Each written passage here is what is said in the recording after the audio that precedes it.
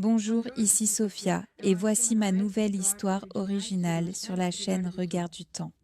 Écoutons ensemble. Je m'appelle Serena Brown. J'ai 28 ans. Le jour où mes parents ont lu mon faire-part de mariage, mon père m'a regardé droit dans les yeux et a dit « On ne va pas te regarder gâcher ta vie avec un déchet pareil, vu son passé. » Ma mère a ricané. Sa mère était une ivrogne qui l'a abandonné dans une gare routière quand il avait 8 ans. Quel genre d'homme sans valeur ça peut bien donner? Tu mérites mieux que cette ordure. Ils ont renvoyé l'invitation avec un seul mot. Non. Ils ont aussi ordonné à mes frères et sœurs de boycotter. Le 28 mars 2026, j'ai remonté l'allée de l'église Saint-Catherine's complètement seule. Pas de père, pas de mère. Juste 200 invités fixant une mariée sans famille. À mi-chemin, la porte du fond a grincé en s'ouvrant. Une femme en robe bleue est entrée. Nathan, l'homme que mes parents qualifiaient de marchandise abîmée, a levé les yeux et s'est effondré à genoux. Mes parents étaient convaincus de savoir exactement qui ils rejetaient. Ils avaient tort, et ce qui a franchi cette porte allait faire exploser leur boycott à la figure et transformer mon mariage en quelque chose que le monde entier n'oublierait jamais. Avant de vous raconter ce qui s'est passé ce jour-là, si cette histoire vous touche déjà, mettez un like et abonnez-vous. Et dites-moi en commentaire, avez-vous déjà été rejeté par votre propre famille lors d'un des jours les plus importants de votre vie? Dites-moi d'où vous regardez, là, maintenant. Laissez-moi vous ramener à la mi-février, quand les réponses aux invitations ont commencé à arriver et que ma famille a clairement affiché son choix. Les cartons réponses ont commencé à arriver mi-février. La plupart revenaient avec une coche joyeuse sous « Accepte avec plaisir ». Kelly, ma meilleure amie et demoiselle d'honneur, avait renvoyé le sien avec un dessin de flûte de champagne et « J'ai trop hâte » écrit en majuscules. Les frères de syndicat de Nathan, les gars avec qui il travaillait depuis 10 ans comme électricien à Boston, avaient répondu rapidement. Chacun d'entre eux avait coché « Oui ». Puis, les cartons de ma famille sont arrivés. Le 12 février. Je m'en souviens parce que c'était un mardi et j'avais pris mon après-midi exprès pour trier les réponses avec Nathan. On était assis à sa table de cuisine, celle bon marché d'IKEA qu'il avait achetée quand il avait eu son premier appartement, avec un tableur ouvert sur mon ordinateur portable. Vert pour oui, rouge pour non, jaune pour en attente. J'ai ouvert la première enveloppe. L'écriture de ma mère. Caroline Brown, Raymond Brown. Je savais déjà ce qu'il y aurait, mais une partie de moi espérait me tromper. Sous « Décline avec regret », ma mère avait coché la case. Pas de mots, pas d'explication, juste cette coche et sa signature. La deuxième enveloppe. Mitchell et Diane Brown, mon frère. Non aussi. La troisième, Audrey Brown et accompagnant, ma sœur. Non. 3 cellules rouges dans mon tableur, 3 membres de ma famille proche, 0 explication. Nathan a vu mon visage. Bébé? Je ne pouvais pas parler. J'ai juste tourné l'ordinateur pour qu'il voie. 3 cellules rouges dans un océan de vert. Toute la section de ma famille, vide. Il a tendu la main à travers la table et a pris la mienne. N'a rien dit. L'a juste tenue pendant que je fixais ses cartons. L'écriture cursive parfaite de ma mère épelant nos noms, les cases cochées avec tant de certitude. Mon téléphone a sonné 25 minutes plus tard. Maman. J'aurais dû laisser la messagerie prendre. Je ne l'ai pas fait. Allô? Serena, on a reçu ton invitation. La voix de ma mère était tendue, celle qu'elle utilisait quand elle essayait de paraître raisonnable tout en annonçant quelque chose de déraisonnable. Et j'ai gardé un ton neutre. On ne viendra pas. On ne peut pas cautionner ça. Cautionner quoi? Mon mariage? J'ai entendu du mouvement. Un clic. Puis la voix de mon père s'est ajoutée, cette qualité creuse du haut-parleur. Ils avaient planifié ça. Un front uni. Ne fais pas comme si tu ne savais pas de quoi on parle, a dit ma mère. Cet homme est un déchet, Serena. Sa mère était une ivrogne qui l'a largué dans une gare routière comme un rebut. Quel genre d'homme sans valeur sort de ça? Les mots m'ont frappé comme un coup physique. Déchet, rebut, sans valeur. C'étaient des mots que ma mère réservait aux vraies ordures, aux choses qu'elle jetait. Pas aux personnes. Jamais aux personnes que j'aimais. Nathan est quelqu'un de bien, j'ai dit d'une voix tremblante. Il travaille dur. Mon père m'a coupé. C'est un électricien avec un boulot sans avenir et des antécédents familiaux d'abandon. Tu crois que ça ne colle pas à la peau? Tu crois que c'est pas de la marchandise abîmée? De la marchandise abîmée, comme une boîte de conserve cabossée au supermarché. On n'a pas travaillé si dur pour te regarder jeter ta vie à la poubelle avec un raté pareil, a continué ma mère. Tu vaux mieux que cette ordure, Serena. Vous traitez d'ordure l'homme que j'aime. Je me suis levée. J'avais besoin de bouger. Nathan me regardait, l'inquiétude peinte sur tout son visage. Si la chaussure lui va, a dit mon père. Sa mère l'a abandonné. Ça te dit tout sur la lignée dont il vient. Lignée. Comme s'il était du bétail qu'on évalue. On renvoie l'invitation, a dit ma mère, la voix désormais glaciale, toute façade de douceur disparue. Et on dit à Mitchell et Audrey de ne pas y aller non plus. On ne participera pas à cette erreur. Quelque chose en moi a craqué. Et si j'annulais tout, ça vous rendrait heureux? Silence. Assez long pour que je pense qu'il reconsidérait. Assez long pour qu'un espoir vacille. Puis ma mère. Oui, ça nous rendrait heureux. J'ai raccroché.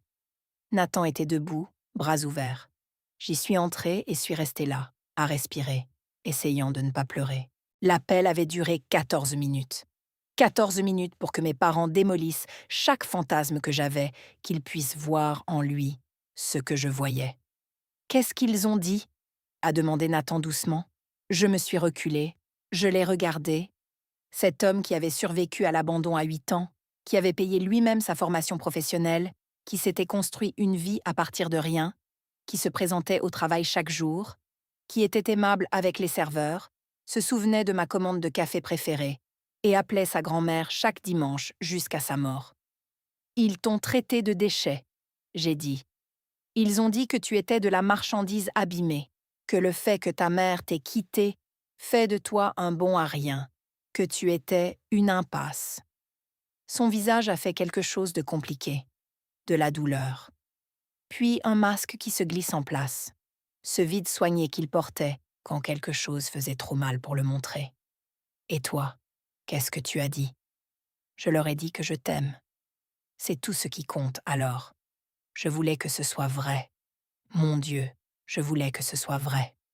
Mais ce sont mes parents, j'ai dit, détestant la façon dont ma voix se brisait. Je voulais qu'ils voient ce que je vois. Nathan a pris mon visage entre ses mains. Ils ne peuvent pas. Certaines personnes sont trop petites pour voir au-delà de leur propre peur. Il a marqué une pause. Tu veux annuler le mariage? Absolument pas. Les mots sont sortis vite, féroces. Je t'épouse, avec ou sans eux. Il m'a embrassé le front. Alors on se marie. Il faut que vous compreniez qui est vraiment Nathan, parce que mes parents ne se sont pas donné la peine de le découvrir. Nathan Hartley, 32 ans, né le 14 février 1994. Un bébé de la Saint-Valentin, bien qu'il n'y ait rien eu de romantique dans son enfance. Sa mère, Johanna, avait 18 ans quand elle l'a eu, tout juste sortie du lycée, travaillant dans une supérette, buvant déjà plus que de raison. Nathan ne se souvient pas de grand-chose avant 5 ans. Ce dont il se souvient arrive par fragments. Des déménagements constants, 6 appartements différents avant ses 8 ans. Les petits amis de sa mère, des hommes dont il ne se rappelle pas les noms, mais dont il se souvient des voix, fortes, en colère, parfois gentilles, mais jamais longtemps. L'odeur des cigarettes et de la bière bon marché. Des matins où il trouvait sa mère évanouie sur le canapé et se faisait des céréales tout seul parce qu'il avait faim et qu'elle ne se réveillait pas. Il m'a raconté tout ça à notre 3e rendez-vous. On était dans un dîner, un de ces endroits ouverts 24 heures avec des banquettes en vinyle rouge et du café qui a le goût d'hier. Il était 2 heures du matin. On était allé au cinéma, puis on avait juste continué à parler. On ne voulait pas que la soirée se termine.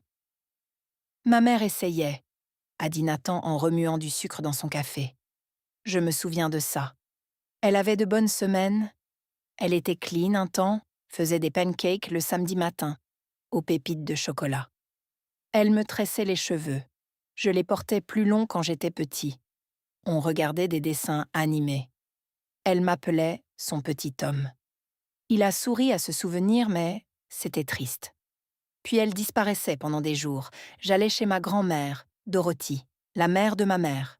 Puis ma mère revenait, promettait que cette fois, c'était différent, me ramenait à la maison. Le cycle se répétait. Combien de temps ça a duré? Jusqu'à mes 8 ans. Il m'a raconté le 23 août 2002, un mardi. Sa mère l'a emmené à la gare routière Greyhound de Worcester. Elle lui a acheté un Snickers format king size. Ce détail, il s'en souvient avec une clarté absolue. Elle l'a assis sur les sièges en plastique bleu à la porte 6 à 14h15. « Attends ici », elle lui a dit. « Je reviens tout de suite. » Elle s'est dirigée vers les toilettes. Nathan est resté assis à manger son Snickers, regardant les gens aller et venir, les bus entrer et sortir, les annonces crachotant dans les haut-parleurs. Au bout de 41 minutes, il a compté. Il a commencé à s'inquiéter. Il a demandé à l'employée, une femme nommée Brenda, aux yeux bienveillants et au visage fatigué, si elle pouvait vérifier les toilettes. Peut-être que sa mère était malade. Brenda a trouvé un mot glissé dans la poche de la veste de Nathan. Une serviette de Dunkin' Donuts, l'écriture de sa mère.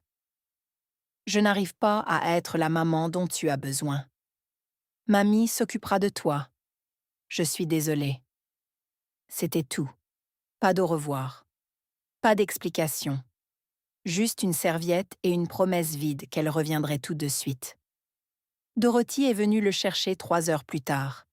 Elle avait 61 ans, faisait des gardes de nuit comme femme de ménage dans un hôpital et nettoyait des maisons pendant la journée. Elle aurait dû penser à la retraite. À la place, elle est devenue mère à plein temps d'un garçon de 8 ans qui venait d'être abandonné dans une gare routière. « Mamie n'a jamais dit un mot méchant sur ma mère », m'a dit Nathan. Pas une seule fois. Elle a juste dit « Tu restes avec moi maintenant, pour de bon ». Et c'est ce qui s'est passé. Dorothy l'a élevé dans un 2 pièces à Worcester. Petit, propre, sûr. Elle s'assurait qu'il faisait ses devoirs, qu'il avait des repas chauds, qu'il comprenait que les choix de sa mère n'étaient pas sa faute. Nathan a terminé le lycée avec une moyenne de 3,6 GPA. Il aurait pu aller à l'université s'il y avait eu l'argent, mais il n'y en avait pas. Dorothy avait économisé ce qu'elle pouvait, mais ça ne suffisait pas pour la fac. Alors, Nathan a choisi une formation professionnelle, programme d'électricien sur 2 ans. « Je suis doué de mes mains », a-t-il dit. Je l'ai toujours été, et les électriciens gagnent correctement leur vie, du travail stable. Il a obtenu son diplôme en 2014, décroché sa licence et a commencé à travailler sous la direction de Dale Henderson, un maître électricien qui lui a tout appris du métier. Câbler une maison, lire des plans, arriver à l'heure et faire le boulot correctement. 10 ans plus tard, Nathan gagne 68 000 $ par an. Il possède ses outils. 4 800 $ d'équipement accumulés en une décennie. Il possède son camion, un Ford F-150 de 2007, remboursé. Il a des économies. Pas beaucoup, mais 7 200 $ mis de côté en 18 mois spécifiquement pour notre mariage. Il fait du bénévolat dans un centre de jeunesse le week-end pour enseigner aux enfants les bases de la sécurité électrique. Il laisse de bons pourboires. Il se souvient des anniversaires. Il appelait sa grand-mère chaque dimanche sans exception jusqu'à sa mort en septembre 2020. La mort de Dorothy a brisé quelque chose chez Nathan. Elle avait été sa constante, la personne qui se montrait quand tous les autres partaient. Insuffisance cardiaque, 79 ans. Elle s'est endormie un soir et ne s'est pas réveillée. On s'est rencontrés 3 ans plus tard, à l'été 2023. Même salle de sport, tous les deux des habitués. Je l'avais remarqué avant. Discret, restait dans son coin, toujours poli avec le personnel. Un jour, mon casier s'est bloqué. Nathan m'a aidé à le réparer avec un bout de fil de fer de son sac de sport. Électricien, a-t-il expliqué en souriant. On a pris un café après l'entraînement. Puis le café est devenu régulier. Puis le café est devenu des dîners. Puis les dîners sont devenus tout. Au bout de 6 mois, je savais que je l'épouserais. Au bout de 18 mois, je l'ai dit à mes parents. C'est là que tout s'est effondré. Si vous écoutez ceci et pensez à passer, ne le faites pas. Parce que ce qui s'est passé ensuite est la raison pour laquelle cette histoire compte. Mais mettez ce like. Vous allez vouloir vous souvenir d'où vous l'avez entendu. De février à mars, ce fut une sorte d'enfer étrange. Organiser un mariage en sachant que ta famille ne viendra pas. Cocher des tâches qui semblent soudain creuses. Réserver l'église? Fait. St. Catherine's, une magnifique vieille église catholique de Boston avec des vitraux et des bancs en bois qui sentent la cire et des décennies de prières. Réserver la salle de réception? Fait. Union Hall, 3 rue de l'église. Les frères de syndicat de Nathan l'avaient proposé au prix coûtant 850 $ au lieu des 3000 habituels. Commander le gâteau? Fait. 3 étages, vanille avec garniture aux framboises, 485 $. Choisir la robe? Fait. Maggie Sotero, dentelle ivoire, 1850 $. J'ai pleuré dans la cabine d'essayage. Pas parce que la robe était belle, mais parce que ma mère n'était pas là pour la voir. Chaque décision portait un astérisque. Chaque acompte ressemblait à un acte de défiance. La liste des invités était le pire. J'avais envoyé 68 invitations en tout. Début mars, on avait 200 confirmations. Mais les chiffres étaient cruels. Mon côté, 24 personnes. Kelly, ma demoiselle d'honneur, 4 demoiselles d'honneur, des amis de fac qui me connaissaient depuis assez longtemps pour ignorer le boycott de mes parents. Ma cousine Lily, 16 ans, qui avait défié ses parents pour venir. Tante Beth, la sœur de ma mère, qui m'avait appelée en larmes pour dire qu'elle venait quoi, que dise Caroline. Une poignée de collègues de l'hôpital des vétérans où je travaille comme ergothérapeute. 24 personnes. Le côté de Nathan. 176 personnes. Ses frères de syndicat et leurs familles. Dale Henderson, l'électricien qui l'avait formé. Connor Walsh, son témoin. Des amis de l'école professionnelle, des voisins, les jeunes du centre et leurs parents. 176 personnes qui ne m'avaient jamais rencontré mais venaient parce que Nathan avait demandé. Visuellement, ça allait être dévastateur. Côté marié, quasiment vide. Côté marié, bondé. Julia Montgomery, notre organisatrice de mariage, a suggéré de retirer les panneaux réservés à la famille de mon côté. Serena, a-t-elle dit doucement, ce serait peut-être plus facile si on n'attirait pas l'attention dessus. On était dans son bureau à regarder le plan de table. 3 chaises au premier rang, côté marié, avec réservé, famille, en écriture élégante. Laisse-les, j'ai dit. Ma chérie, laisse-les. Je veux que ces places soient là, réservées, au cas où ils changeraient d'avis. Julia m'a regardée avec quelque chose comme de la pitié. En 15 ans d'organisation de mariage, je n'ai jamais vu une famille se raviser aussi près de la date. Alors je serai la première. Je savais que je ne le serais pas, mais je ne pouvais pas me résoudre à enlever ces sièges. Une partie stupide et pleine d'espoir de moi avait besoin qu'ils soient là, que mes parents aient l'option, même s'ils ne la saisiraient jamais. 10 mars, dernier essayage. La couturière, une Ukrainienne nommée Olga, dotée d'une efficacité sans chichi et de mains chaudes, a dû reprendre la robe de 5 cm à la taille. « Tu perds du poids ?» a-t-elle dit, des épingles dans la bouche. « Il faut manger, ma belle. La mariée doit rayonner, pas s'éteindre. » J'avais perdu près de 4 kilos en 6 semaines, du poids de stress. Je ne pouvais rien avaler la plupart des jours. Le mariage était dans 18 jours et je me vidais. Kelly était là pour l'essayage. Un seul regard sur moi dans cette robe, magnifique, chère, parfaitement ajustée. Et elle m'a prise, à part une fois Olga terminée. « Tu vas bien? Vraiment? » ?»« J'épouse l'amour de ma vie, je vais bien. »« Tu ne vas pas bien. mais ça va venir. Elle avait raison. Je n'allais pas bien, mais ça viendrait. Ce soir-là, Nathan m'a donné un petit écrin de velours. Ne panique pas, a-t-il dit en riant. C'est pas une autre bague. À l'intérieur, des perles, un simple rang, visiblement vintage, de celles qui portent une histoire. Elles étaient à mamie Dorothy, a dit Nathan doucement. Elle les portait à ma remise de diplôme, à chaque événement important. Je veux que tu les portes. Elle t'aurait adoré. Elle aurait voulu être là. Je les ai mises. Elles allaient parfaitement. Un poids frais sur ma clavicule. Merci, j'ai réussi à dire. Tu vas descendre cette allée, a dit Nathan, et tu seras la plus belle chose que quiconque ait jamais vue, avec ou sans ta famille. 27 mars, la veille du mariage. La tradition voulait que Nathan et moi dormions séparément. Je suis restée chez Kelly, Nathan chez lui. Je n'arrivais pas à dormir. À 1h18 du matin, je l'ai appelé. « Hey !» Il a répondu immédiatement, voix rauque, comme s'il n'avait pas dormi non plus. « Et si je descends cette allée et que je me mets à pleurer sans pouvoir m'arrêter? Alors je monterai te rejoindre à mi-chemin. Ils ne viendront vraiment pas. Je sais, bébé, je sais. Je ne veux pas les détester.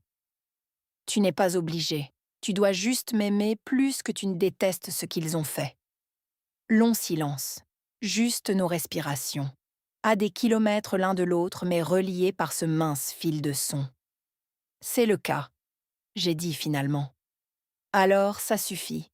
Essaie de dormir. Demain, je t'épouse. Rien d'autre ne compte. » On est resté au téléphone jusqu'à ce que je m'endorme. Sa respiration, la dernière chose que j'ai entendue. Pendant que j'essayais d'organiser un mariage sans famille, quelqu'un d'autre planifiait sa venue, Joanna Hartley, 51 ans, la mère de Nathan, la femme qui l'avait laissé dans une gare routière, 23 ans, 7 mois et 5 jours plus tôt. Elle vivait à Providence, Rhode Island, à 82 km de Boston, 1h18 en voiture selon le trafic.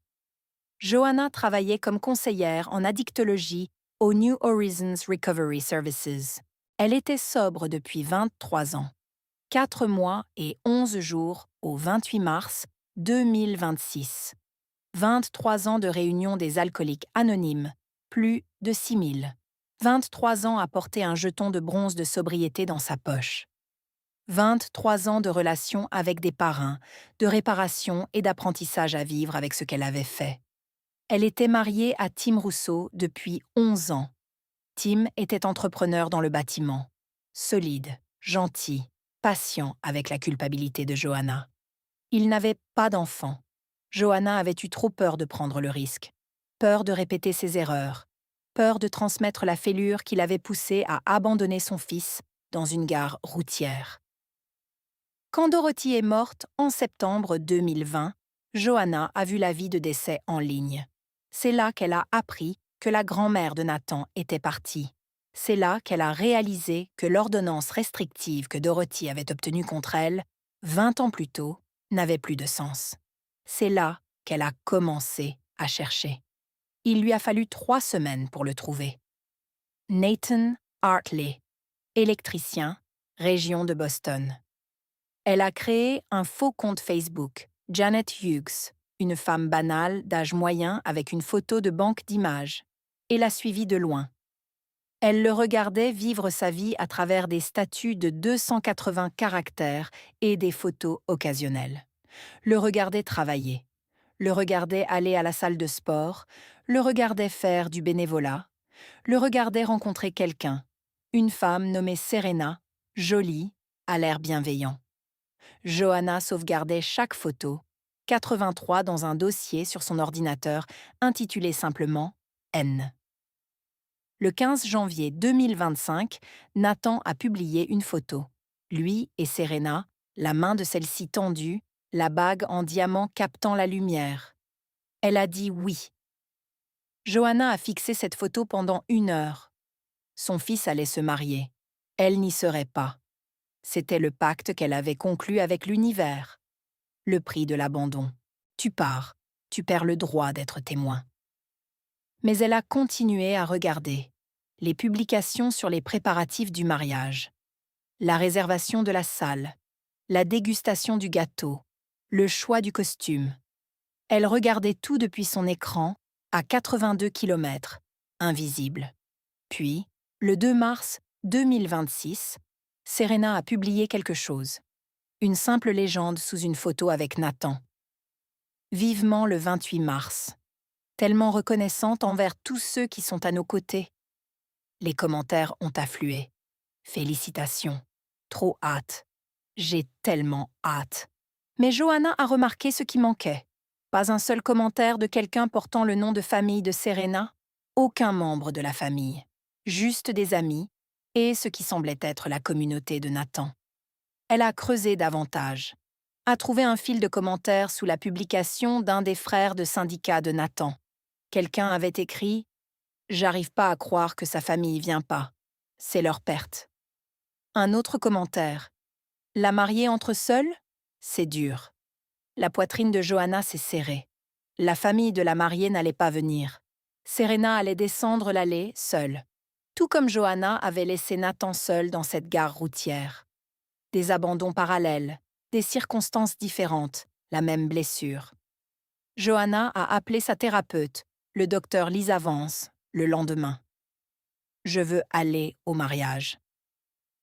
Johanna. Je sais que c'est de la folie. Je sais qu'il ne veut pas de moi là-bas. Je sais que je n'en ai pas le droit. Mais je ne peux pas. Sa voix s'est brisée. Je ne peux pas le laisser être seul là-bas. Pas encore. Vous ne le gâcherez pas pour lui. Vous le gâcherez pour vous-même. Il pourrait ne pas vouloir de moi. Je sais. Il pourrait être en colère. Je sais. Ça pourrait faire reculer votre rétablissement. Je sais. 12 séances de thérapie. 12 heures de travail intérieur. D'examen des motivations. De préparation au rejet. D'acceptation que se présenter ne signifiait pas être pardonné. Le 20 mars, Johanna a réservé une chambre d'hôtel à Boston. Boston, Harbor. Hôtel. 340 $ la nuit pour 2 nuits. Extravagant pour son budget, mais symbolique. Elle allait faire les choses bien. Elle a acheté une robe, bleue, sobre, rien qui attirerait l'attention. Elle s'assiérait au fond, regarderait de loin, partirait avant la réception. Juste être témoin, juste être présente pour le moment qu'elle lui avait volé 23 ans plus tôt. Tim a essayé de l'en dissuader. « Et s'il te voit ?» a-t-il demandé. « Alors il me voit. » « Et s'il te demande de partir ?» ?»« Alors je pars. »« Et si ça te détruit ?» ?»« Je suis déjà détruite. Je suis détruite depuis le 23 août 2002. C'est juste ma tentative d'être témoin de ce dont j'aurais dû être témoin depuis le début. 27 mars. Johanna a conduit jusqu'à Boston, s'est enregistrée à l'hôtel, a accroché sa robe bleue dans le placard, s'est assise sur le lit et l'a fixée. Qu'est-ce qu'elle fabriquait? 28 mars, matin. Johanna s'est réveillée à 6 heures, nauséeuse de nervosité. N'a pas pu prendre de petit déjeuner. A marché dans le Boston Common pour tuer le temps, regardant les familles, pensant à Nathan à 8 ans attendant dans cette gare routière, maintenant 32 ans, sur le point de se marier. Toute une vie qu'elle avait ratée.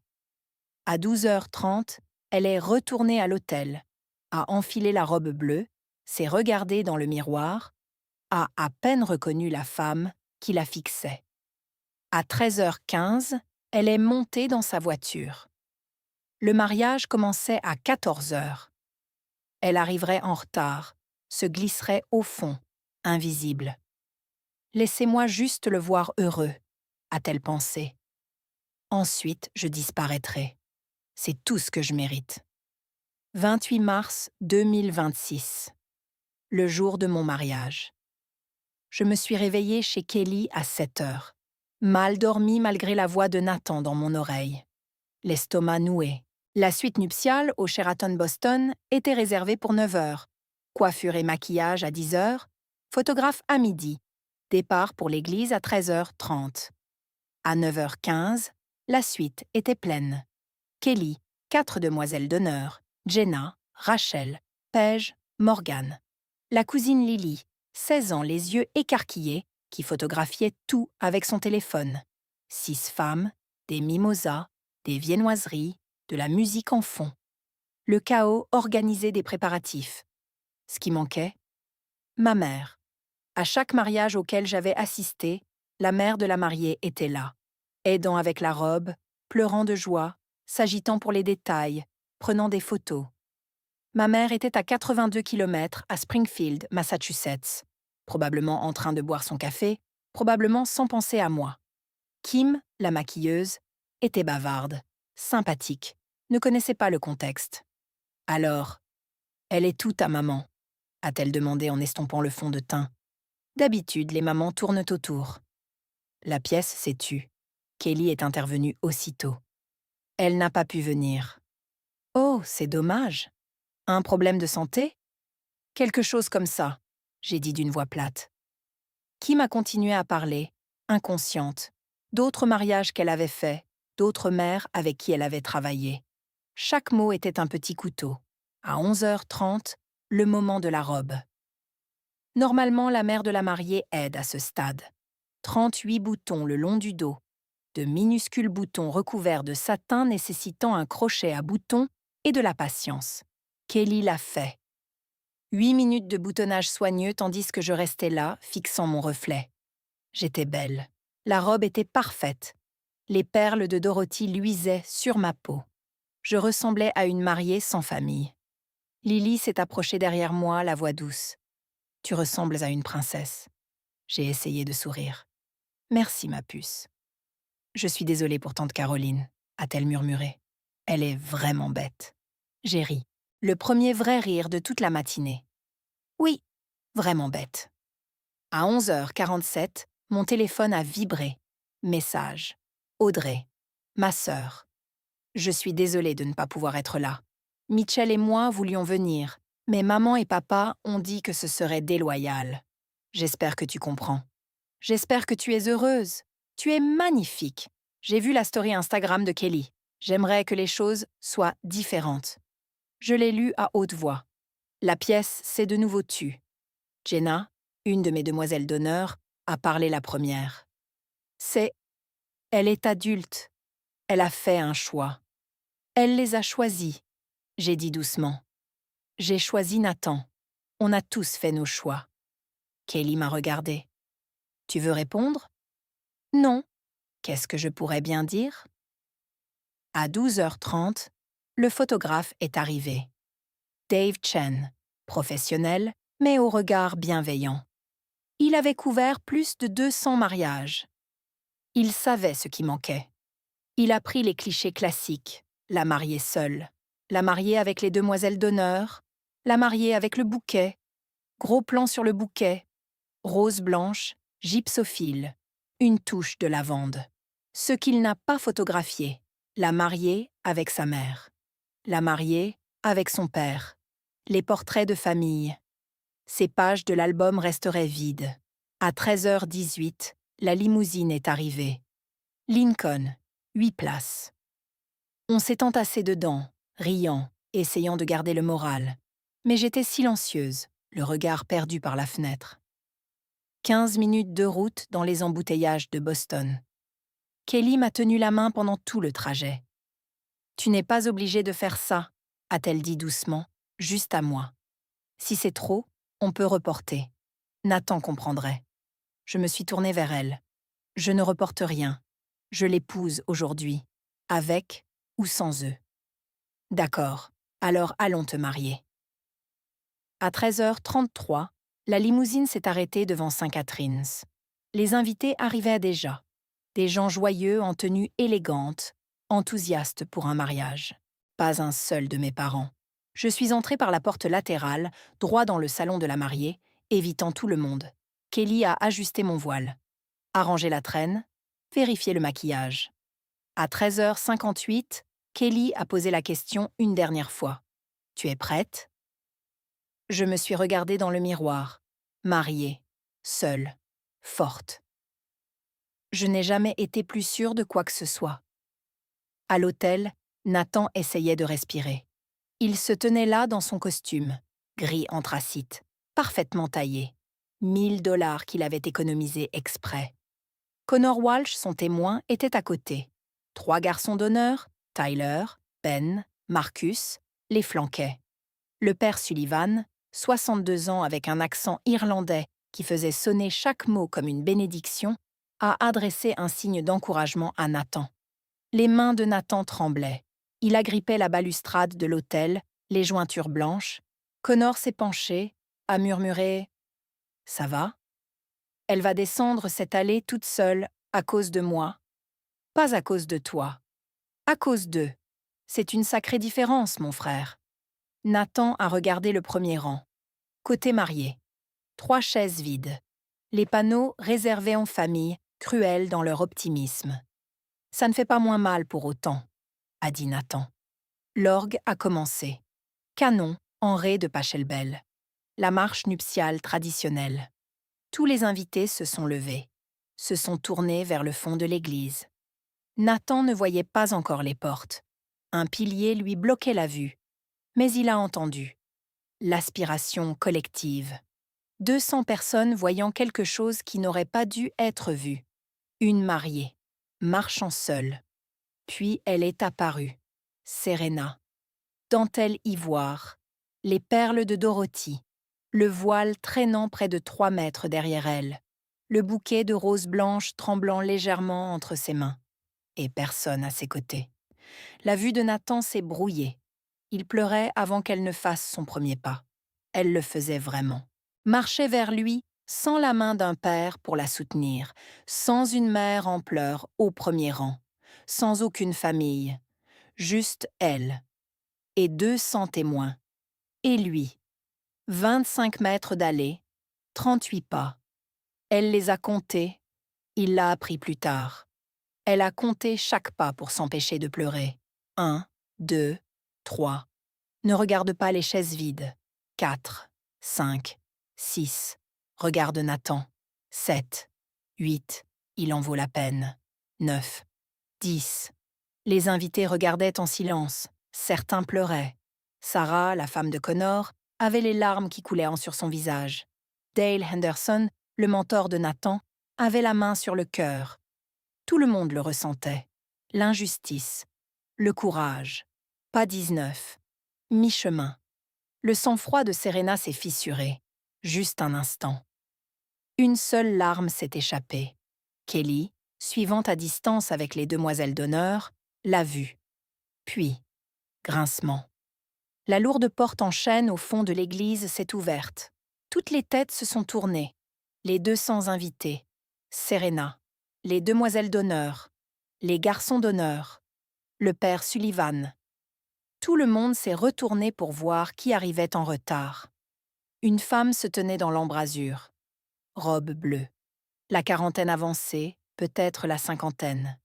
Mains tremblantes. Des larmes déjà sur le visage. Le soleil de l'après-midi se déversait par la porte derrière elle, découpant sa silhouette dans la lumière. Serena, au milieu de l'allée, s'est retournée. Ne l'a pas reconnue. A regardé Nathan. Le visage de Nathan était devenu blanc.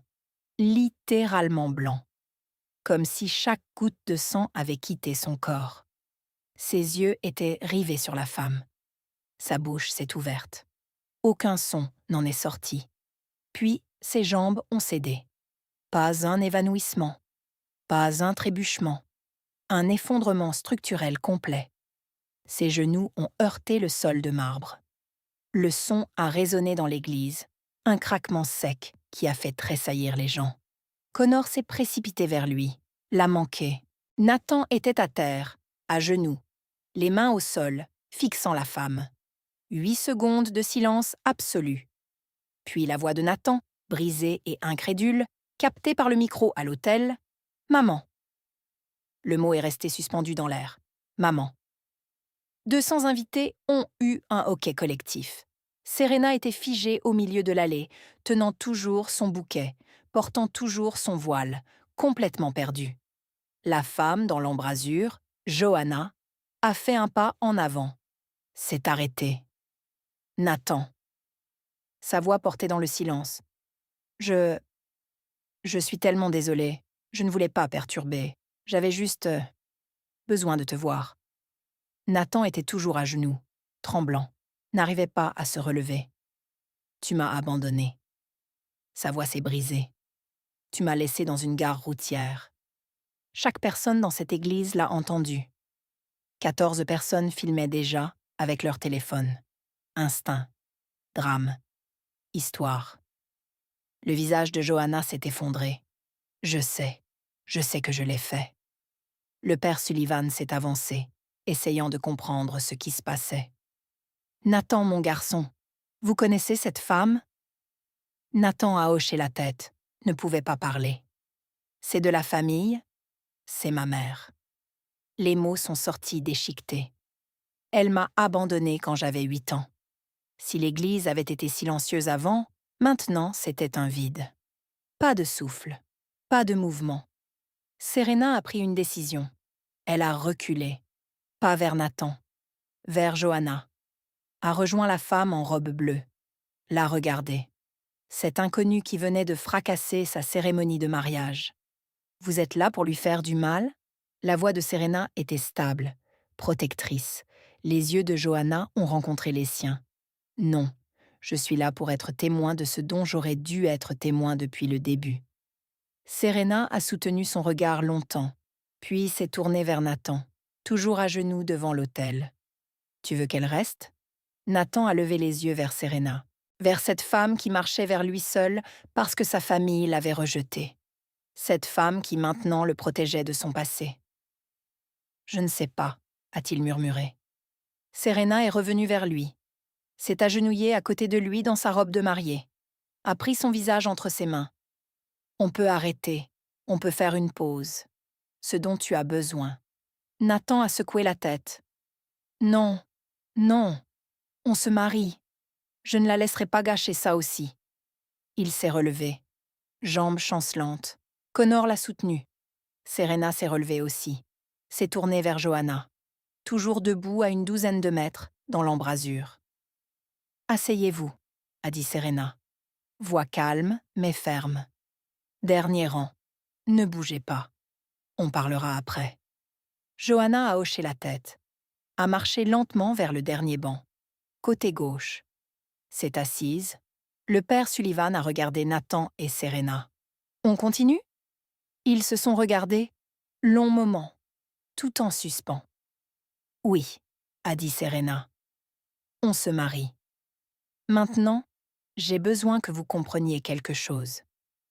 En ce moment même, si vous écoutez, vous pensez probablement à votre propre famille, vos propres fractures, vos propres personnes qui devraient être là, mais ne le sont pas. Si cette histoire vous touche là où ça fait mal, laissez un commentaire. Dites-moi que je ne suis pas seule, parce que ce qui s'est passé ensuite va rester avec vous. La cérémonie a repris, mais tout avait changé. L'atmosphère était différente, lourde, chargée. Les invités se sont assis lentement en murmurant, jetant des regards vers Johanna au dernier rang. Elle était assise, les mains jointes, un mouchoir pressé sur la bouche, pleurant en silence. Nathan et Serena se tenaient devant l'autel. Le père Sullivan a ouvert son missel. « Mes très chers frères et sœurs, a-t-il commencé. Mais Nathan n'arrêtait pas de se retourner, toutes les quelques secondes, ne pouvait pas s'en empêcher. 23 ans. Sa mère était vraiment là, la femme qu'il avait abandonnée à la porte, 6 de la gare Greyhound de Worcester, était assise au fond de l'église de son mariage. Impossible, mais réel. Le père Sullivan en est arrivé au vœu. Nathan, voulez-vous prendre Serena pour légitime épouse? Nathan s'est retourné vers Johanna une fois de plus. Nathan? A relancé Sullivan doucement. Nathan est revenu à lui, a regardé Serena. Quoi? Voulez-vous prendre Serena pour légitime épouse? Oui, oui, je le veux, absolument. Serena a serré ses mains, a murmuré « Reste avec moi, ici, juste nous ». Il a hoché la tête, Essayez de se concentrer. Les vœux ont continué, traditionnels, du Book of Common Prayer, pour le meilleur et pour le pire, dans la santé et dans la maladie. Mais la voix de Nathan tremblait sur chaque mot. Connor a tâtonné en sortant les alliances, les mains tremblantes d'adrénaline résiduelle. Quand Nathan a glissé l'alliance au doigt de Serena, sa main tremblait si fort qu'il a failli la faire tomber. « On y est presque », a murmuré Serena.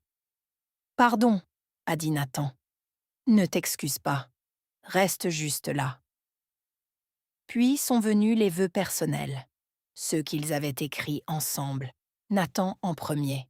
« Moi, Nathan, je te prends toi, Serena, pour épouse, pour te chérir et te garder, à partir de ce jour, pour le meilleur et pour le pire, dans la richesse et la pauvreté, dans la santé et la maladie, pour t'aimer et prendre soin de toi, jusqu'à ce que la mort nous sépare. » Il a marqué une pause, l'a regardé, a ajouté la ligne qu'ils avaient préparée des semaines auparavant.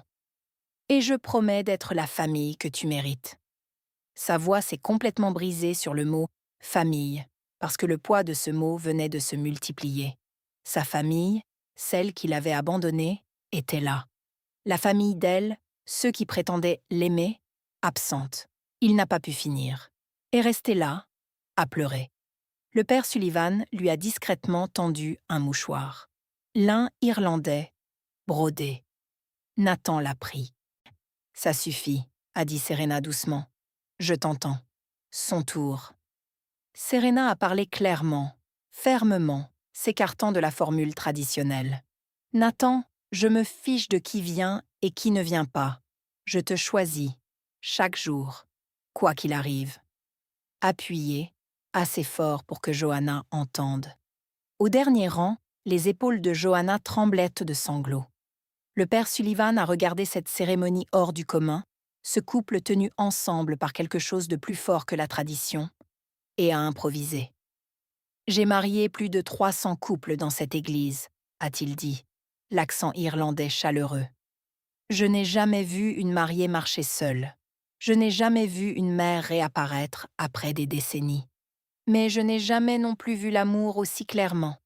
Nathan, Serena, vous avez déjà prouvé que vous pouviez traverser la tempête.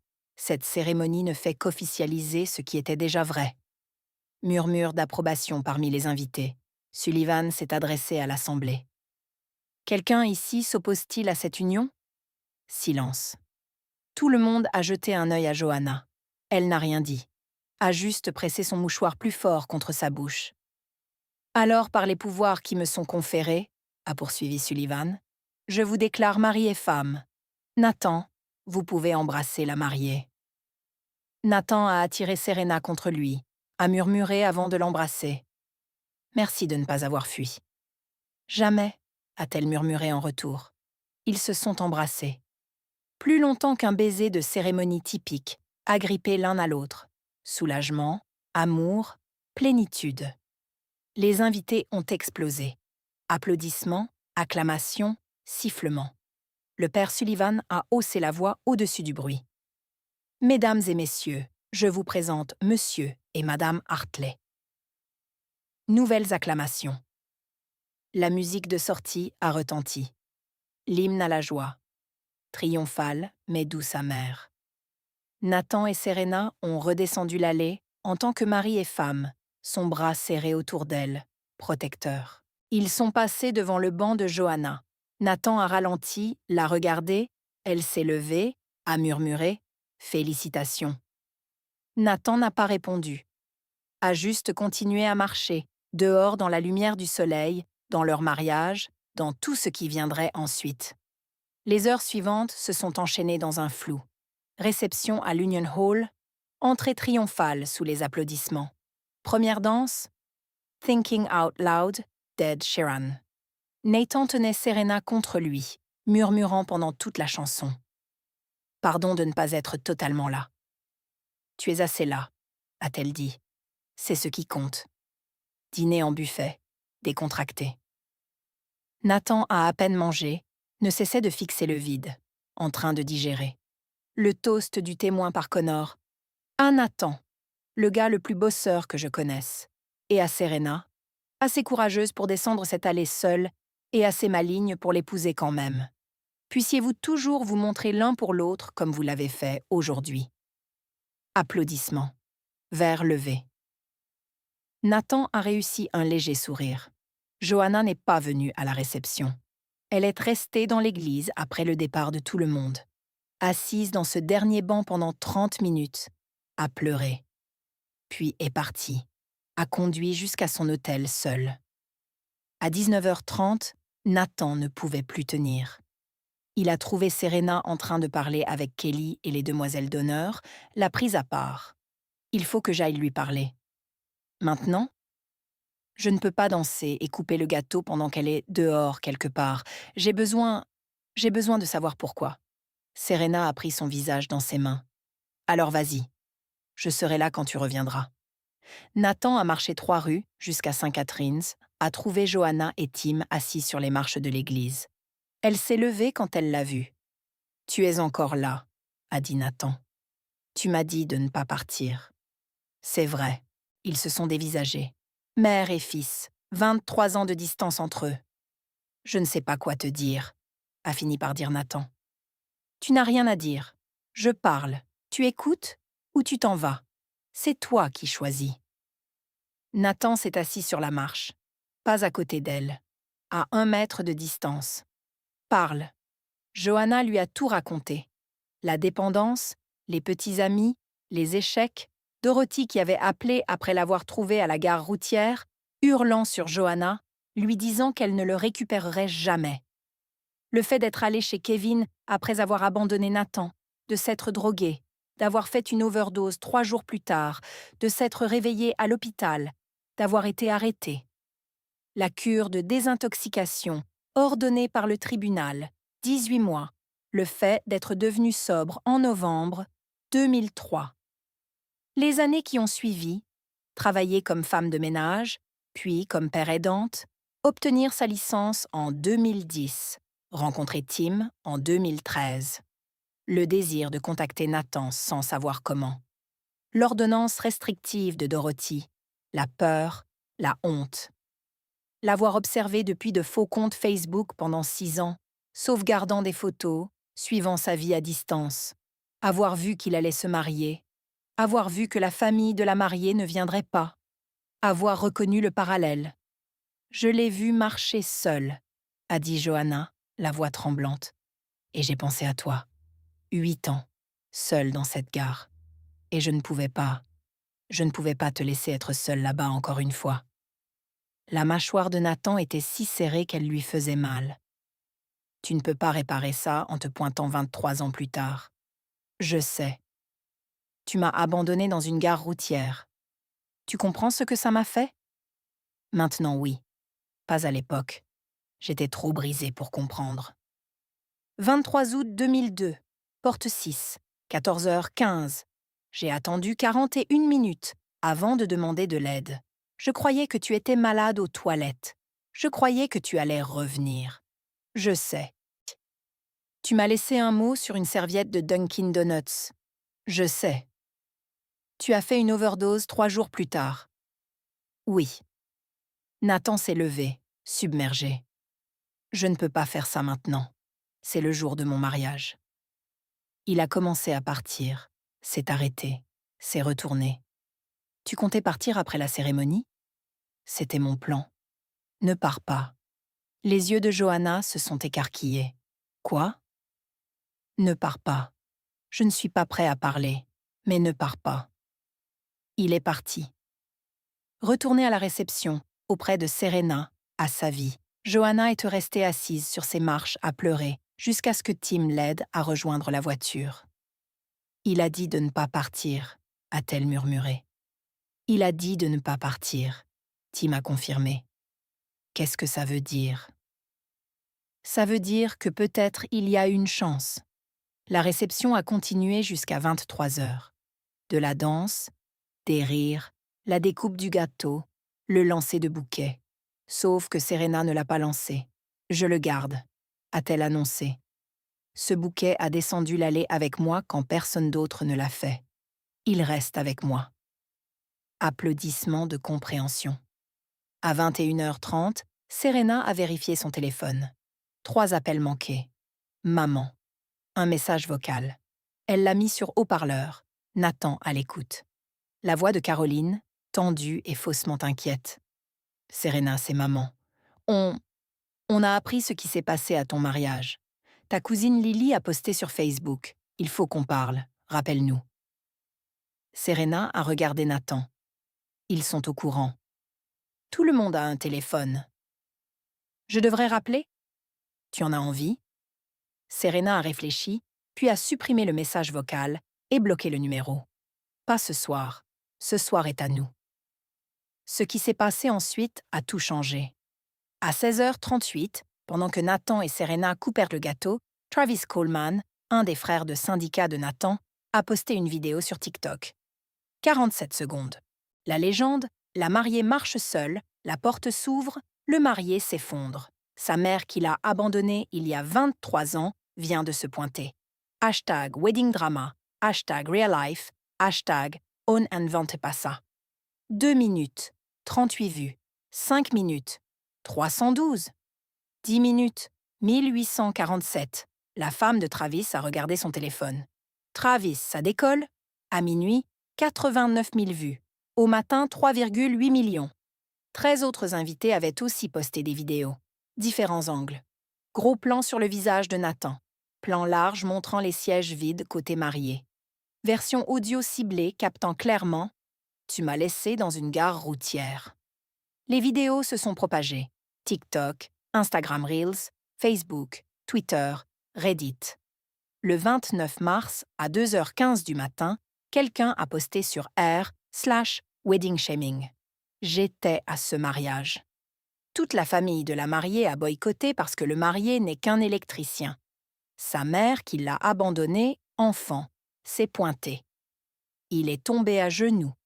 Je n'ai jamais rien vu de pareil. AMA. 2834 upvotes. 892 commentaires. 29 mars. 8h12. Le producteur de Good Morning America a envoyé un email à l'Instagram public de Serena. On adorerait vous recevoir dans l'émission. 29 mars. Fin de matinée. Nathan et Serena étaient dans un petit Airbnb à Cape Cod. Mini lune de miel. Les 2 téléphones en mode avion depuis le soir du mariage. Ils ont activé le Wi-Fi pour vérifier la météo. Le déluge a commencé. Appel manqué. Plus de 1000 messages. Instagram noyé. Facebook saturé. Serena a fixé son téléphone. Nathan, on est partout. Nathan a regardé le sien. Travis a posté une vidéo. Elle a 28 millions de vues. Millions? On est aux infos. On est en tendance sur Twitter. Il y a un hashtag. Il lui a montré. Hashtag WeddingMomReturn. Les commentaires. Les parents de la mariée ont boycotté parce que la mère du marié avait des problèmes, mais sa mère, qui sait qu'elle a merdé, s'est quand même pointée. Les parents parfaits sont restés chez eux. Que quelqu'un m'explique. 847 000 likes. Exactement. Ils l'ont jugé pour avoir été abandonné. Comme si un gamin de 8 ans avait choisi d'être laissé dans une gare. Ses parents sont de vrais monstres. 412 000 likes. Imaginez traiter quelqu'un de déchet et de bon à rien parce que sa mère était toxicomane. Et puis sa mère se pointe sobre, prouvant que les gens peuvent changer. Et vous êtes chez vous à passer pour les vrais déchets. 298 000 likes. Les articles sortaient déjà. BuzzFeed. Les parents de cette mariée ont traité le marié de déchet et boycotté le mariage. Ce qu'a fait sa mère disparue va vous anéantir. HuffPost. Une vidéo de mariage viral lance un débat sur la classe sociale, l'addiction et le pardon. Psychology Today. Ce que la vidéo de la mère au mariage nous apprend sur la honte et la rédemption. Des emails, Today Show, Inside Edition, People Magazine, journaux locaux. Qu'est-ce qu'on fait? A demandé Serena. Nathan a posé son téléphone. Rien. On est en lune de miel. Le monde peut attendre. Ils ont essayé, vraiment. Mais les messages continuaient d'arriver. Des amis, des collègues, des inconnus, et un message qui a fait trembler les mains de Serena.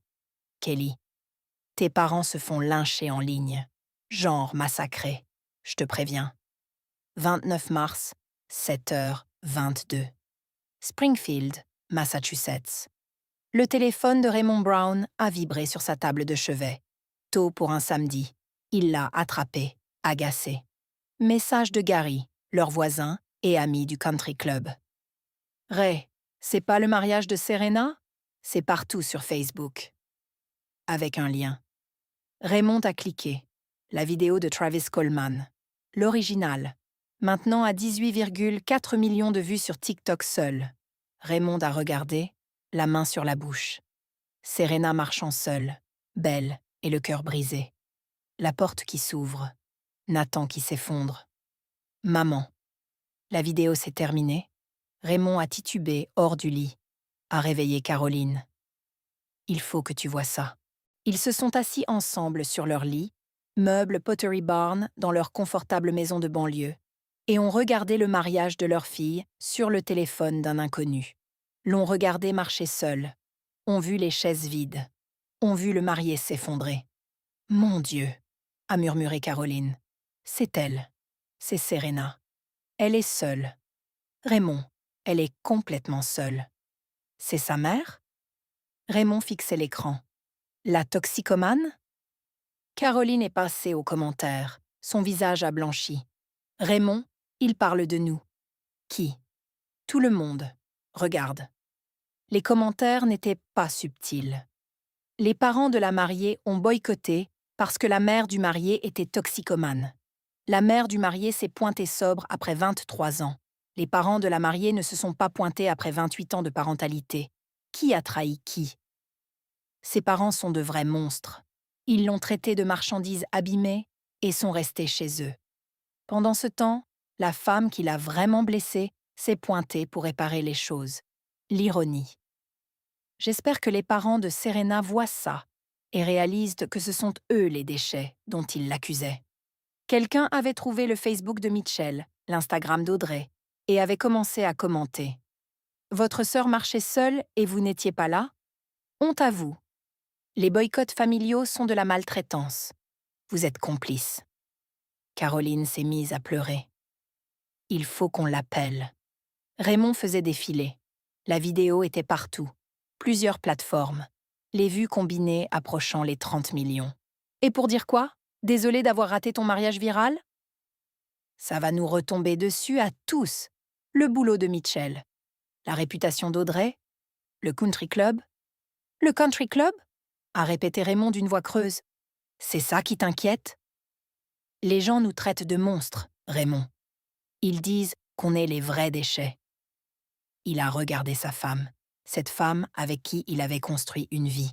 Ils s'étaient élevés ensemble, d'enfance ouvrière à une classe moyenne confortable. Avait peint dans des protégés cette position férocement. Trop férocement. Peut-être qu'on l'est, a-t-il dit doucement. 8 jours ont passé. Nathan et Serena sont restés à Cape Cod 5 jours, téléphone éteint, essayant d'être des jeunes mariés. Retour à leur appartement de Somerville le 1er avril. La tempête virale s'était calmée en un grondement sourd. 42,3 millions de vues combinées. Le cycle médiatique était passé à autre chose. Mais le mal était fait. Les parents de Serena n'ont pas appelé pendant la lune de miel. Ils laissaient de l'espace, ont-ils prétendu après. En réalité, la honte.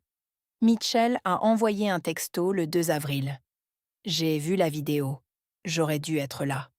Pardon. » Serena n'a pas répondu. Audrey aussi. « Je suis tellement désolée qu'on n'ait pas été là. Maman et papa sont dévastés. Ils savent qu'ils ont merdé. S'il te plaît, appelle quand tu es prête. » Serena l'a lu à Nathan. « Tu es prête ?» a-t-il demandé. « Non. » 5 avril. Le téléphone de Serena a sonné. Maman. Elle l'a fixé. L'a laissé sonner. Messagerie. Ne l'a pas écouté. 6 avril, 14h30. Le téléphone a sonné de nouveau. Maman. Cette fois, Serena a décroché. Serena, ma chérie, c'est maman. La voix de Serena était plate. Je sais. On, on a vu ce qui s'est passé à ton mariage. Tu veux dire que vous avez vu la vidéo, vu que vous n'étiez pas là en personne. Caroline a tressailli de façon audible. Il faut qu'on en parle. Vraiment? On a fait une erreur. Serena a ri, amèrement. Une erreur, c'est cocher la mauvaise case. Vous avez boycotté mon mariage. Du bruit en fond. La respiration de Raymond. Haut-parleur. On est désolé, Serena, a dit Raymond. Vraiment? Ou vous êtes désolé de passer pour des monstres? Silence. Caroline a réessayé. On pensait te protéger. Arrête. La voix de Serena était de la glace. N'ose pas. Maman, vous avez traité Nathan de déchet, de rebut, de bon à rien. Vous avez dit que j'étais trop bien pour lui. Vous avez dit à Mitchell et Audrey de ne pas venir. Vous avez renvoyé l'invitation avec un seul mot. Non, ce n'était pas de la protection. C'était de la cruauté. On s'inquiétait pour ton avenir, a tenté Caroline. Son passé? Son passé? Il a été abandonné, enfant. Ce n'est pas un défaut de caractère. C'est un traumatisme qu'il a surmonté. On le sait maintenant. Vous le saviez à l'époque. Vous avez choisi de vous en ficher. Silence. Long, douloureux. Caroline pleurait maintenant. Vrai ou joué? Serena ne pouvait pas savoir. On peut se voir? Pour s'excuser correctement? Je ne sais pas si je veux vous voir. Encore du silence. S'il te plaît, a murmuré Caroline. Serena a fermé les yeux, pris une inspiration. Si vous voulez revenir dans ma vie, voici comment ça marche. Thérapie familiale. Avec moi et Nathan. Vous n'aurez pas de relation avec moi qui n'inclut pas lui. Vous irez en thérapie et travaillerez vraiment sur le pourquoi de ce que vous avez fait. Et vous n'aurez plus d'opinion sur mon mariage. Vous avez perdu ce droit. Ça semble dur, a dit Caroline. Vous avez boycotté mon mariage parce que vous pensiez que je me mariais en dessous de mon rang. Ce qui est dur, c'est de penser que la valeur de votre fille est liée au titre professionnel de son mari. Raymond a parlé. On fera tout ce que tu voudras. Je vous enverrai le nom d'une thérapeute. Vous prenez rendez-vous. Première séance, moi, Nathan et le docteur Rivera. Si vous ne vous montrez pas, c'est fini. On viendra, a dit Caroline. On verra. Serena a raccroché. Nathan est rentré à 18h45. L'a trouvé sur le canapé, vidé. Ils ont appelé? Elle lui a tout raconté. Tu penses qu'ils viendront vraiment en thérapie? A-t-il demandé. Je ne sais pas. Une partie de moi espère que non. Pourquoi tu leur as donné une chance alors? Parce que ce sont mes parents. Et parce que si je ne le fais pas, je me demanderai toujours s'ils auraient pu changer. Nathan l'a serré contre lui. Et s'il ne change pas, alors je saurai. Et je pourrai passer à autre chose sans culpabilité. Pendant ce temps, Nathan avait pris sa propre décision. 2 avril. 5 jours après le mariage. Il fixait un numéro de téléphone. Celui de Johanna.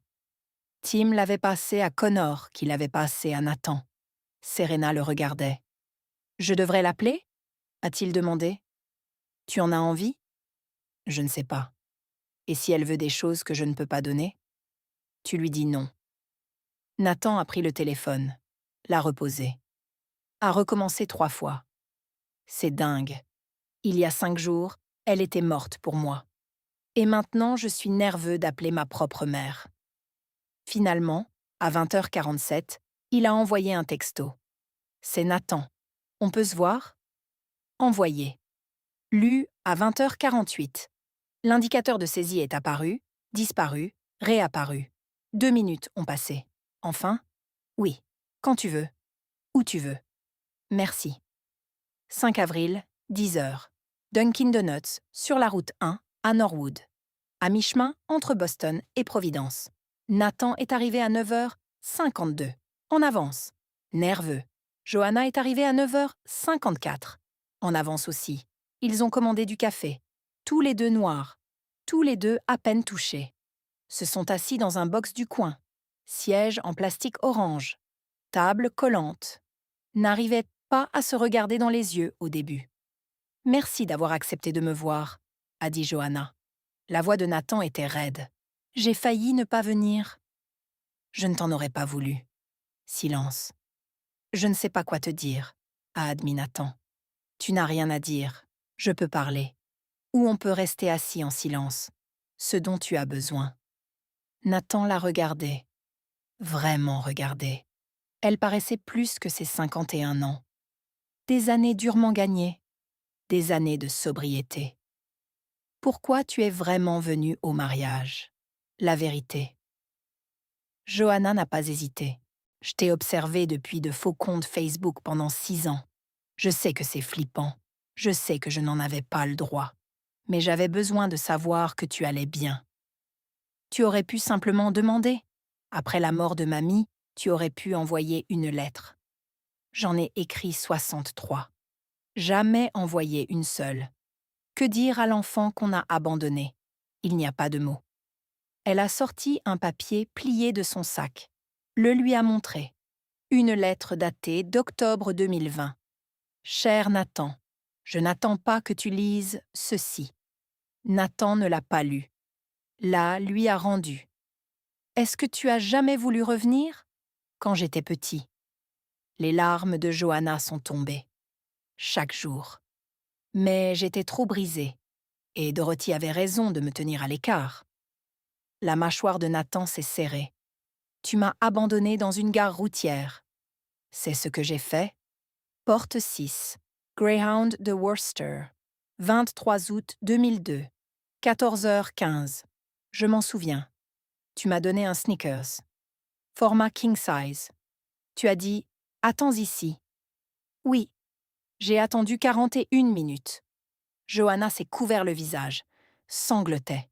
Nathan a continué, avait besoin qu'elle entende. Une femme nommée Brenda m'a aidée. Elle a trouvé ton mot. Serviette de Dunkin' Donuts. Je n'arrive pas à être la maman dont tu as besoin. C'est tout ce que tu m'as laissé. Je sais. Mamie est venue me chercher 3 heures plus tard. La première chose qu'elle a dite, tu restes avec moi maintenant, pour de bon. Je sais. Elle a travaillé 2 emplois pour m'élever. 61 ans, et elle a tout recommencé.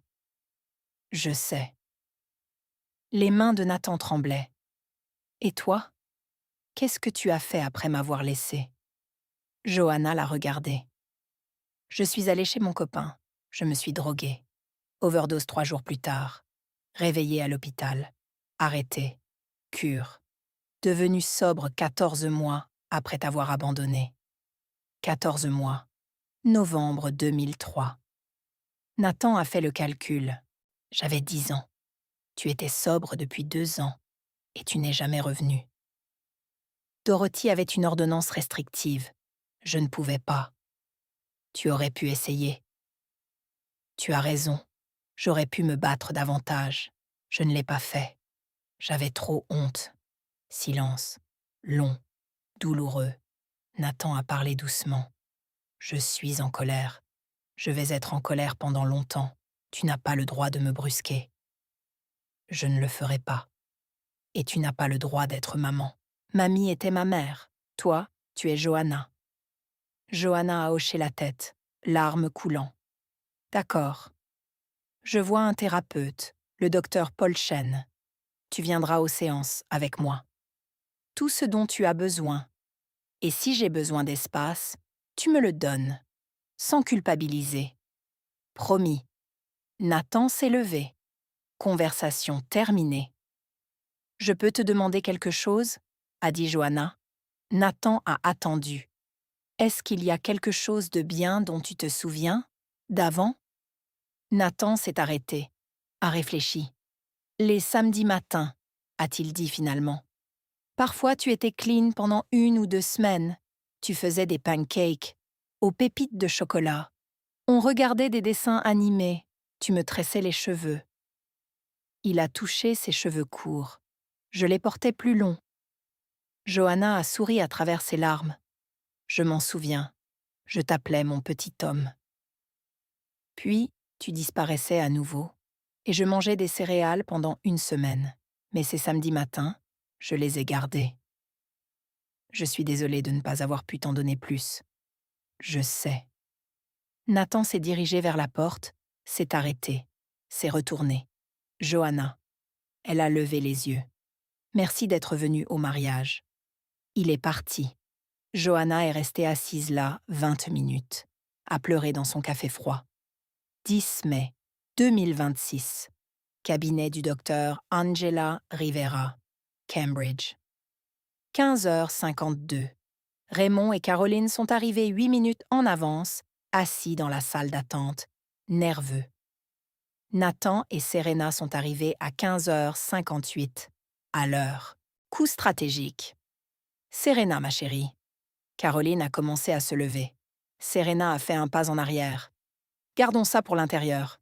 Raymond a tendu la main à Nathan. Nathan. Nathan l'a serré, ferme. Raymond.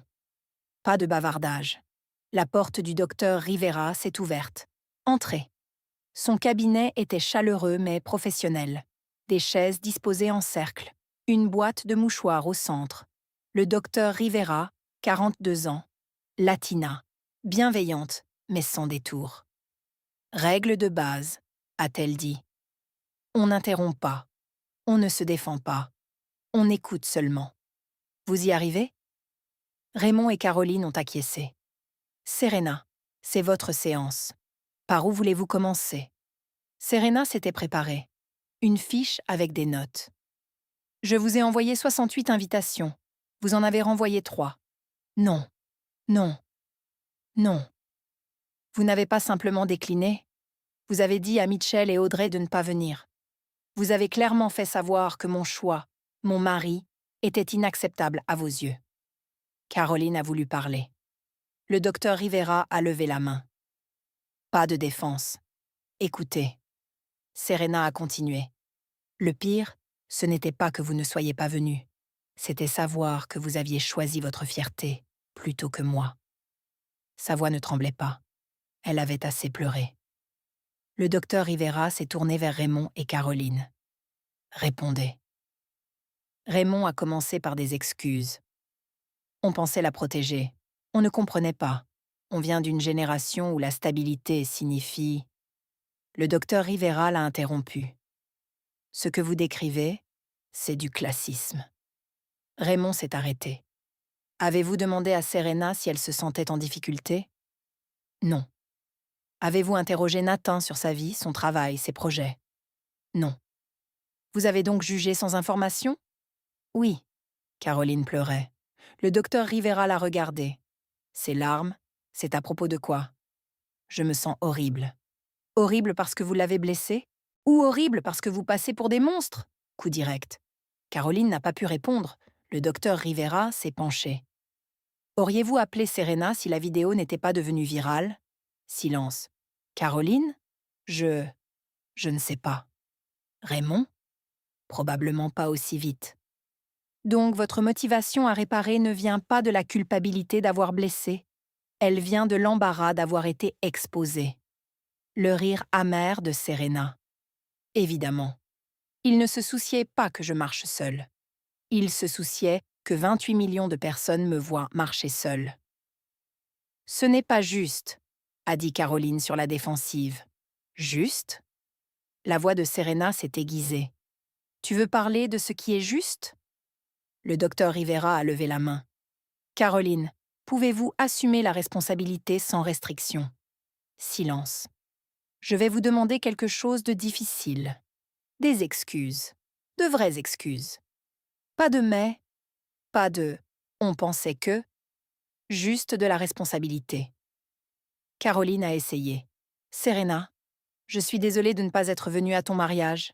Je suis désolée d'avoir jugé Nathan. Je suis désolée de t'avoir fait du mal. Pause. Mais, pas de mais, a dit le docteur Rivera. Caroline a recommencé. Je suis désolée. S'est effondrée en pleurs. Puis Raymond. Je suis désolée. J'avais tort. J'ai laissé ma fierté me contrôler et j'ai perdu le jour le plus important de ma fille. Serena l'a regardé. Tu sais au moins quel jour c'était? Quelle date? Raymond a paniqué. Le 28 mars. Oui. Tu sais à quelle heure? Ce que je portais? Qui était là?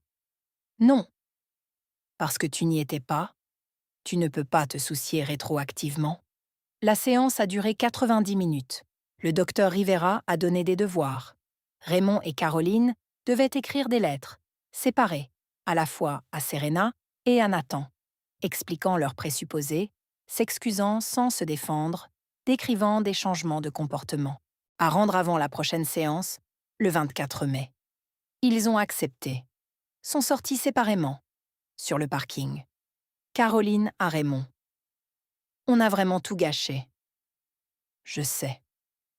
6 semaines après le mariage, début mai, la vie prenait une nouvelle forme. Nathan et Johanna s'étaient vus 4 fois, toujours au même Dunkin' Donuts. Un rituel se formait. Les conversations devenaient plus faciles, toujours prudentes, toujours douloureuses, mais moins à vif. 12 mai, 4e rencontre. Johanna a apporté un album photo. Nathan bébé, bambin, petit enfant. Avant le chaos. C'était ton 2e anniversaire, a-t-elle dit en montrant une photo. Du gâteau au chocolat plein la figure. Nathan fixait. Je ne me souviens pas de ça. Je sais. Je t'ai volé ces souvenirs. C'est vrai. Pause. Mais merci de me les montrer maintenant. Je peux le garder? L'album? Le visage de Johanna s'est effondré. Il est à toi. Il l'a toujours été. Les parents de Serena sont venus à la 2e séance de thérapie, apportant les lettres en guise de devoir. Le docteur Rivera les a lues à haute voix. Elles étaient meilleures, plus honnêtes, moins défensives. Je pensais que Serena, en épousant un électricien, se contentait de peu. Je réalise maintenant que je projetais mes propres insécurités de classe sur son choix. Raymond. J'étais terrifiée d'être associée à la dysfonction parce que j'ai grandi pauvre et me suis battue si fort pour en sortir. J'ai puni Nathan pour ce que sa mère a fait, pas pour qui il est. Caroline. Des progrès. Lent, hésitant. 15 mai. Brunch avec les parents de Serena. Restaurant neutre. Gênant. Raymond et Caroline en faisaient trop. Posèrent des questions de surface. Évitèrent la profondeur. Nathan a parlé directement. Je sais que vous êtes désolé. La question est de savoir si vous êtes assez désolé pour vraiment changer. Silence. Serena a conclu le repas. J'ai lu vos lettres. Elles étaient meilleures, plus honnêtes. Alors on peut réessayer. Doucement. Très doucement. Caroline semblait pleine d'espoir. Donc on peut... Période d'essai, a coupé Serena. Vous êtes en période d'essai. Minimum 6 mois. Vous vous montrez quand je le demande. Vous partez quand je le demande. Et vous regagnez la confiance par les actes, pas par les mots. 18 mai. Soir. Port de Providence. Nathan, Serena, Johanna et Tim. La première fois que Tim rencontrait Nathan, ils ont marché le long de l'eau, des gobelets de café à la main, conversation légère sur des petits riens. La météo, le travail de Tim dans le bâtiment, les patients de Johanna. Ta mère parle de toi tous les jours, a dit Tim à Nathan, depuis des années. Ça a dû être agaçant. Tim a ri. Non, ça voulait dire qu'elle n'avait jamais renoncé. Johanna a regardé Nathan. Tim a été patient avec moi, avec ma culpabilité. La culpabilité, c'est bien, a dit Nathan. Ça veut dire que tu tiens à quelque chose. Alors que le soleil se couchait, Tim a proposé de prendre une photo. Nathan, Serena, Johanna. Un moment clé.